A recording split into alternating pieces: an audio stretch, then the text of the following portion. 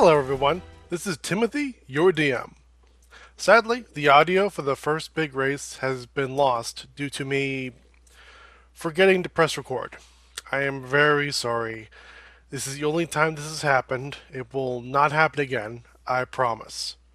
I'm extremely paranoid now. I'm constantly checking to make sure that the program is recording.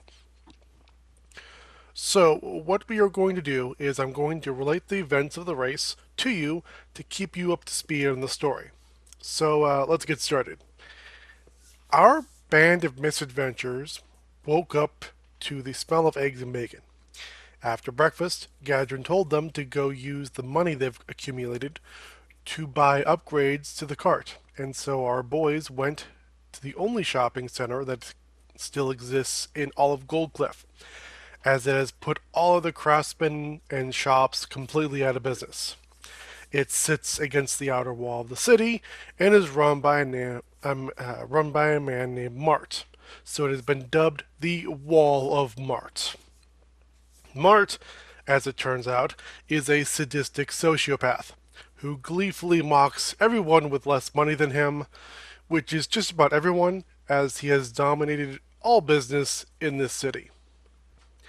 After dealing with his antics, our party proceeded to shop for parts and bought a ballista to mount on top of the cart. Afterwards, we introduced a new player to the group named Ed, who plays an elf thief named Dren.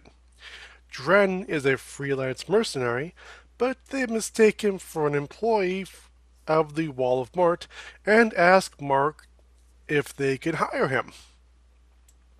Despite not owning or employing Dren, Mart sells him as a slave to our boys, much to the dismay of Dren, who suddenly finds himself without freedom, sold to a bunch of rando adventurers. After purchasing their slave, our party returned home and that afternoon set out on their first race. Things were going well for our group. Different teams with different animal-themed masks challenged them, and our boys beat them off pretty handily, at least until Team Dragon showed up. With their large metal cart, they were immune to the fire magic our boys had been exploiting up to this point to set enemy carts on fire. On top of that, they had both a harpoon and a flamethrower mounted on the front of their cart. When they fired the harpoon, it impaled sparks against his seat, passing through him to the cart's frame. Team Dragon then proceeded to drag our boys back into range of their cart's flamethrower. Meanwhile, a new cart appeared, sporting a large metal flag that read, "Don't tread on me," but instead of a snake, there was the outline of a kobold. That's right, the Louisiana kobolds have made a return. Over a dozen of them were piled onto a large, poorly constructed wooden cart, with a massive chrome ball sack hanging off the back of it, dragging on the ground. Dren, Cadence, and Dolly engaged them while Jameson tried desperately to shoot the chain attached to the harpoon to free them from Team Dragon's clutches.